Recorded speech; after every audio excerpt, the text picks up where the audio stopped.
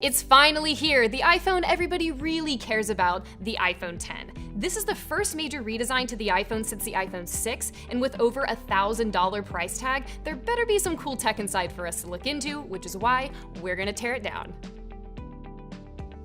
Check out these pentalobe. Those are some long screws. Ever wonder how repair shops open your iPhone? Meet the adhesive press. This press heats devices evenly to a specific temperature that won't damage the display, but will soften the adhesive. It also uses pressure and heat to give a just-like new seal quickly when resealing devices. But of course, you can always just use your eye opener to do the same job if you're doing it yourself. Even though it lacks a home button, the iPhone X opens pretty much the same as the iPhone 8. Just need a little heat to soften the adhesive and a nice slack to separate and cut away the remaining adhesive. Not only has the iPhone X been completely redesigned on the outside, check out the new interior.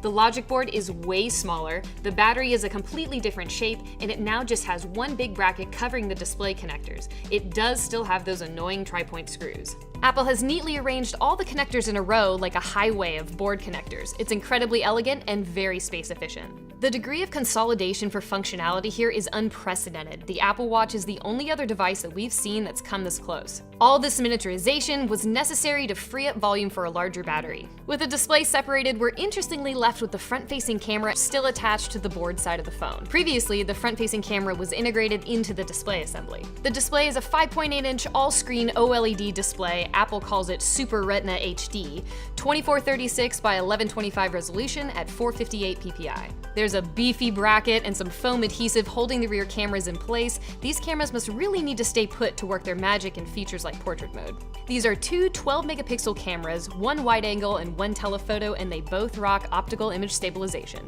Next out is the tiny logic board. This board is incredibly space efficient with a footprint of about 70% of the one in the iPhone 8 Plus. How did Apple put even more tech into that tiny of a board? By folding it in half, of course. The two halves are soldered together, so we got some help from our hosts at CircuitWise and their super legit hot air rework station to separate the layers. The iPhone X logic board is the first double-layered board we've seen in an iPhone since the very first one.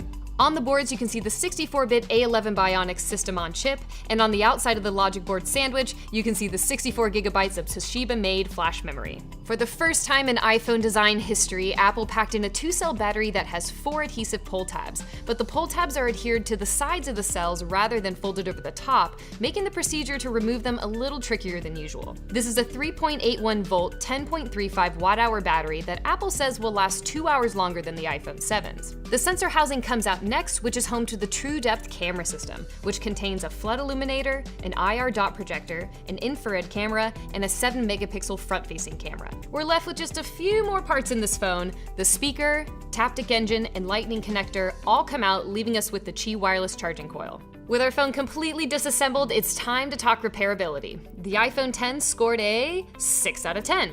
And here's why. On the upside, display and battery repairs remain a priority in the iPhone's design.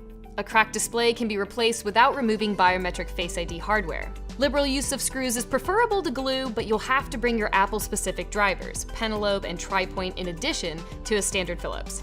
Waterproofing measures complicate some repairs but make difficult water damage repairs less likely. But on the downside, fussy cables tie unrelated components together into complex assemblies, and glass on the front and back doubles the likelihood of drop damage. And if the back glass breaks, you'll be removing every component and replacing the entire chassis.